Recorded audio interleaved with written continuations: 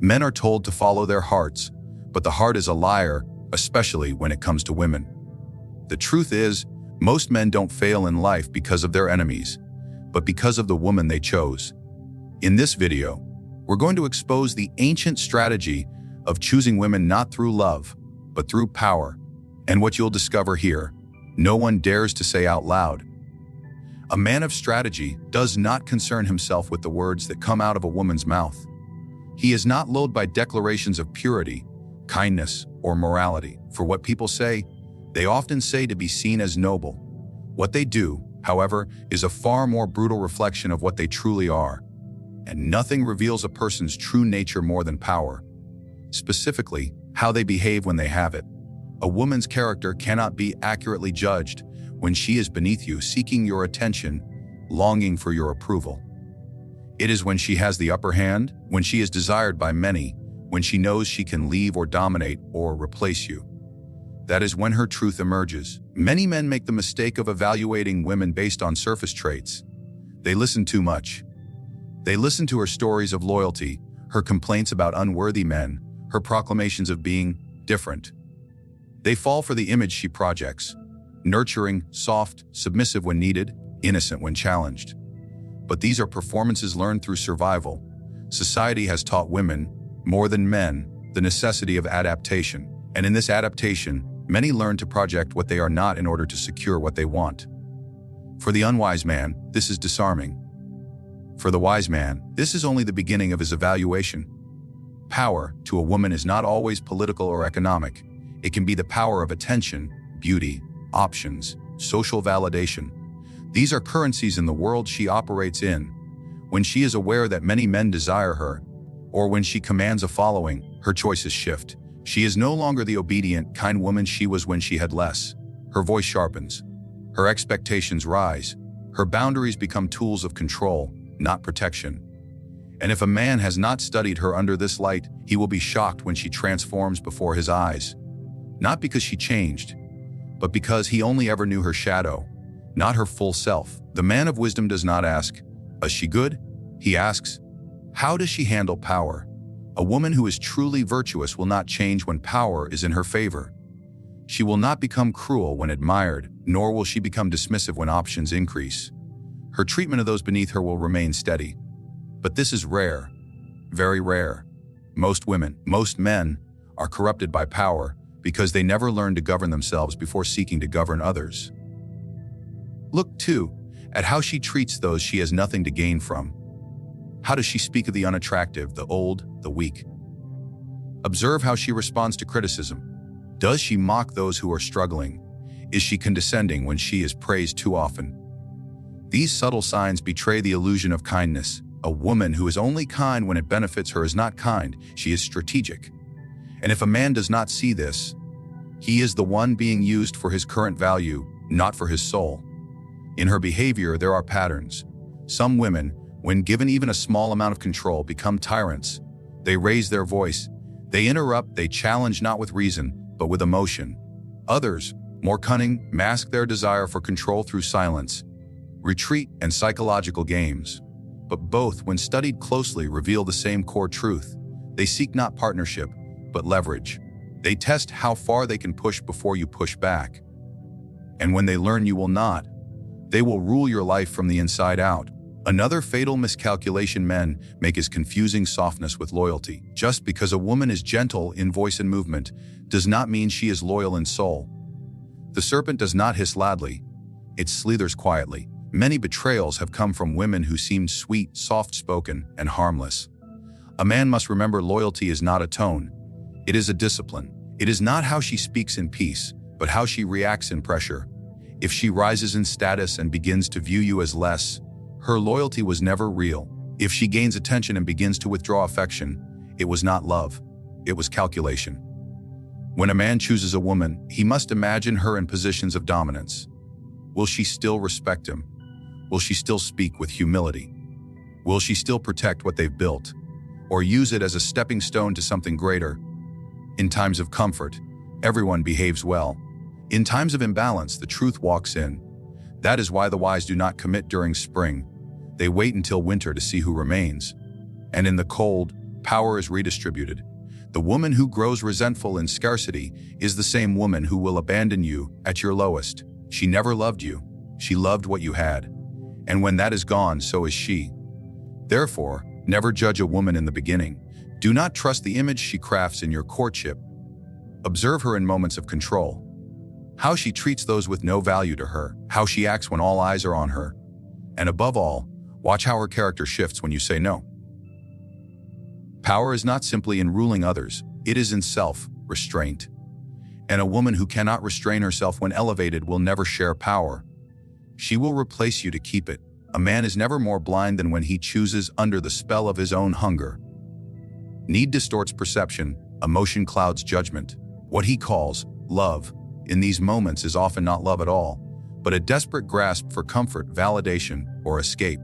When a man chooses a woman while his soul is starving, whether for affection, for touch, for companionship, he does not see her as she is. He sees her as the answer to his pain. And in this illusion, he begins his own downfall. To choose from need is to approach the world like a beggar, eyes lowered, hands extended, ready to accept whatever is offered. But a beggar cannot lead, he cannot protect, and worst of all, he cannot discern. Women do not admire weakness disguised as affection. They may tolerate it, they may exploit it, they never respect it. The man who allows his need to guide him forfeits his authority before the courtship has even begun. And once respect is gone, love becomes irrelevant. No woman stays loyal to a man she does not respect. Emotion is the second enemy. While it may seem noble, even romantic, to follow one's heart, the heart is the most treacherous of advisors. It whispers fantasies. It paints illusions over reality. It urges the man to overlook red flags, to reinterpret warning signs, to justify chaos in the name of passion. The heart wants comfort, not truth. But a man's life is not built on comfort. It is built on clarity. And where there is no clarity, ruin is always near. A man must understand this.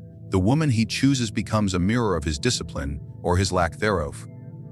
If he is ruled by desire, he will attract a woman who plays upon it. If he is ruled by fear, fear of being alone, fear of dying unloved, he will choose a woman who senses that fear and uses it as leverage. She will sense his dependency, and in time, she will grow to despise it. What begins as nurturing quickly rots into contempt, and she may not even understand why she resents him, but she will feel it every time he clings to her presence like a drowning man to driftwood. Men are taught to chase, to pursue, to win women over. But this teaching ignores one truth: when a man chases from lack, he does not choose. He is chosen for. He becomes the product of his longings. The woman becomes the prize, and he becomes the petitioner. But a woman who is pursued by a man who is already full of purpose, focus, self-worth, experiences something entirely different. He does not chase because he lacks. He approaches because he sees value and because he has options. That difference is felt, even if unspoken. Emotion, in this realm, must be delayed. Not denied, but delayed. The man must learn to observe the woman not as a lover first, as a strategist observes a potential ally. Who is she when she does not get what she wants? How does she treat people she finds useless? Does she bring order or disorder into your world? Can you build with her? Or must you always be repairing what she breaks? None of these questions can be answered by the heart. The heart only sees what it wishes to see.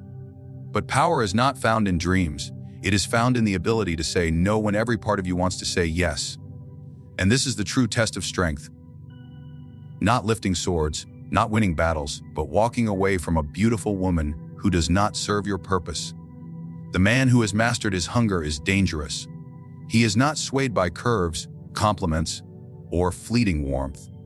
He does not flinch when threatened with loneliness, nor does he shrink under the cold silence of rejection. His standard is not moved by need, and so he chooses with clarity. And from clarity comes power. It is not enough to have a strong jaw or a sharp tongue. Strength lies in selection. One bad alliance can poison an entire future. One woman, wrongly chosen, can drain your time, your energy, your ambition. She will not do it through open sabotage. She will do it through small, daily demands, emotional traps, mood swings, manipulations disguised as love. And you, if ruled by your need for her presence, will rationalize every red flag until your dreams are buried beneath the weight of her approval. The wise man waits. He disciplines his emotions. He fills himself before he searches for anyone else. He is not desperate to be loved because he already respects himself. He is not desperate to be seen because he already knows who he is. And so, when a woman enters his life, he does not ask if she can make him feel alive. He asks if she can walk beside him without destroying the path he's already built. Loyalty is a word spoken too easily and proven too rarely. A man who understands the nature of power does not wait for grand betrayals to test the worth of a companion. He studies the details, the quiet reactions, the passing glances, the hidden shifts in behavior. For it is not in declarations of love that loyalty is found, but in how one responds to friction, denial, uncertainty. And the clever man knows this loyalty, when true, reveals itself most clearly in small, invisible disguises. The world teaches men to evaluate loyalty after it is too late, after the collapse, the betrayal, the loss. The man who waits for crisis to test a woman's soul is already a step behind. She must be tested before she is trusted. The testing need not be cruel, but it must be deliberate. A man does not hand over his empire to someone whose loyalty he merely hopes for. He crafts situations where the truth is given a stage to speak without being summoned. It begins with denial, a subtle one. Deny her what she desires in the moment, not permanently, but temporarily. Delay an answer. Say no when it would have been easier to say yes. Introduce a minor inconvenience. Watch what follows. Does she grow resentful? Does she pull away affection? Does she punish with silence? These are not the reactions of a loyal woman. These are the habits of one who sees love as a transaction. Her kindness is currency. Her presence is payment. When she doesn't get what she wants, the transaction ends. A man must be acutely aware of how a woman behaves when things do not go her way. That is the foundation of every future conflict. If she reacts with manipulation when denied small things, what will she do when denied something greater? If she sulks when she is not prioritized for a single evening, what will she become when your attention is needed elsewhere for weeks, months, or years? The small tests are the previews of larger realities. There is also great revelation in how she responds to criticism. A woman whose ego is brittle will shatter under even the gentlest reflection of her flaws. She will deflect, project, and become offended, not because the truth wounds her, but because she has never had to confront it. She believes that being desired is the same as being virtuous. And because so many men have worshipped her without question, the very act of holding a mirror to her becomes an unforgivable offense. But the woman who can accept correction without collapse is dangerous in the right way. She has discipline. She has self-awareness. She does not mistake feedback for insult.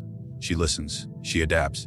This is the woman a man may begin to trust, not because she is perfect, but because she is willing to grow, and growth is a currency far more valuable than beauty, charm, or agreement. Another test lies in how she speaks about others, especially those who cannot offer her anything. If her words are filled with contempt for women who are less attractive, men who are less powerful, or people who have no utility, then know this: she will speak the same way about you when your value declines. If she mocks others' failures, she will not respect your moments of weakness. If she is cruel to the invisible, she will become venomous in private. The man of calculation also observes how she behaves when he removes his presence. Not as punishment, but as observation. Does she maintain her character when you are not watching? Does her behavior remain consistent when the spotlight is off her, or does she seek validation elsewhere? Loyalty is not loyalty when it is only maintained under surveillance. True loyalty is invisible, consistent, and sustained even when there is no reward. Even more revealing is her reaction to your ambition. A woman who claims to love you but resents the time you dedicate to your purpose is not loyal to you. She is loyal to the comfort you provide. She wants your attention, not your legacy. She wants your warmth, not your greatness. And when your path demands sacrifice, she will ask you to choose between her emotions and your mission. The right woman will never make you choose. She will walk beside your mission or step aside with grace. The wrong woman will disguise sabotage as love. The test of loyalty also lives in her ability to handle silence. If you go quiet, not in cruelty, but in focus, does she assume betrayal? Does she grow paranoid, insecure, demanding? Or does she remain stable, grounded, understanding the weight of a man with purpose? A woman who needs constant reassurance is not stable. She will eventually sabotage the very thing she claims to love because she cannot endure stillness. The loyal woman is patient, not needy. She does not beg for proof because her confidence is not built on fear. In all things, the man must remember, trust is earned through time and tested through tension. But it is the small tensions that often speak the loudest.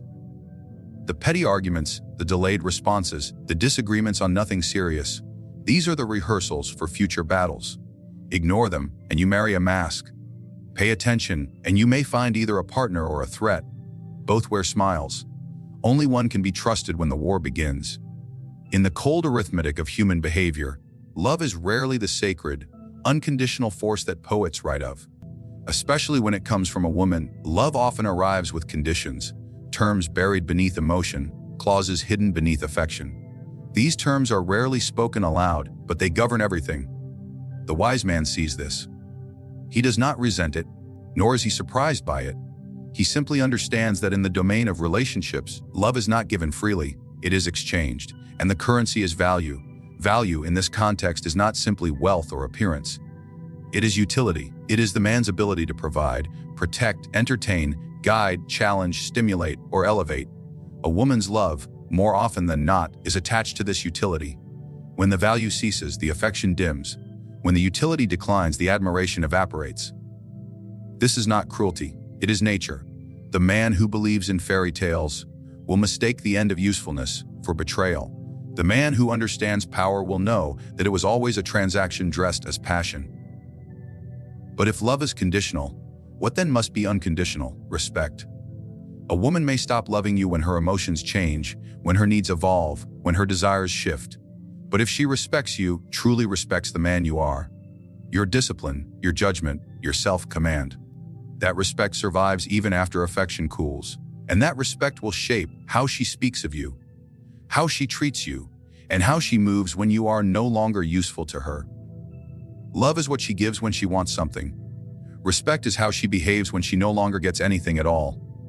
The man must not chase love, he must demand respect. For love is fleeting, fueled by hormones, moments, stories, and moods. Respect, however, is rooted in fear and admiration, not fear in the sense of harm, but in the sense of loss. She fears losing what you are because she knows she cannot easily replace it. She admires what you stand for because she knows she cannot bend it. That respect becomes a boundary she does not cross, not because she is afraid of punishment, but because she knows doing so would mean self-betrayal. A woman who loves you without respecting you is dangerous. She will scream your name in joy one night and spit on your efforts the next morning. Her emotions have no anchor. Her perception of you changes with her moods. She may be affectionate when pleased and venomous when challenged. She may celebrate you in public, but emasculate you in private. This is not love worth keeping. For love without respect is simply possession. A woman who respects you, even without being in love with you, will never humiliate you. She will never speak to you like you are less than a man. She will not manipulate, mock, or test you with passive games. Her respect restrains her, guides her. It holds her tongue in anger, moderates her actions in temptation. It survives even after intimacy fades. And that respect, paradoxically, what makes true love possible. Because no woman can love a man she does not first respect. This is why the man must prioritize his mission over her emotions. When you build yourself into something rare, something disciplined and unshakable, her love may waver, but her respect deepens. She may challenge your decisions, but she will never doubt your leadership. She may not always understand your silence, your choices, your sacrifices, but she will defer to your authority because she knows it is earned. And in time, that respect births a deeper, more stable form of love, not the loud, emotional love of romance, but the quiet, enduring love of devotion. The foolish man tries to buy love through gifts, attention, obedience. He becomes soft, agreeable, and overly available. He says yes when he should say no. He praises when he should correct. He follows when he should lead. And for a while, he may be rewarded with affection. But it is not love. It is satisfaction. She is pleased, not impressed, and when that satisfaction fades, so does her warmth. He will not know why she turns cold, why she stops trying, why she withdraws her desire. It is not because he did something wrong. it is because he failed to be someone right. On the other hand, the man who stands firm in his frame, who does not bend to every mood, who remains consistent in principle even under pressure, may not always be adored, he will be respected, and that respect will pull her toward him again and again. Even when she disagrees, even when she's angry, even when she threatens to leave, something in her knows this man is not to be replaced. He is not common. He is not ruled by her emotions. He is stable. And women, though they may never admit it, long to orbit around something that cannot be moved. Do not chase her heart. Build yourself into something her heart cannot ignore. If you seek love without first commanding respect, you will forever be managing her moods instead of directing your life. But if she respects you, you need not worry about her feelings every hour, because her respect will regulate them. She will hold herself accountable before you even speak, not because you demand it, but because she cannot afford to lose the grounding force that you are. This is the invisible hierarchy she feels but cannot explain, and once it is broken, no amount of love can repair it. The game of power is not limited to thrones and battlefields. It is played, quietly and relentlessly, within the private chambers of desire, loyalty, and selection. A man who governs his life with wisdom does not allow emotions to blind his judgment, especially in the choosing of a woman. He knows that beauty fades, affection wavers, and words are cheap. What matters is character, consistency, and the alignment of her loyalty with his mission, not her moods. He does not chase love like a starving fool. He creates standards and watches who rises to meet them. He does not ask for promises.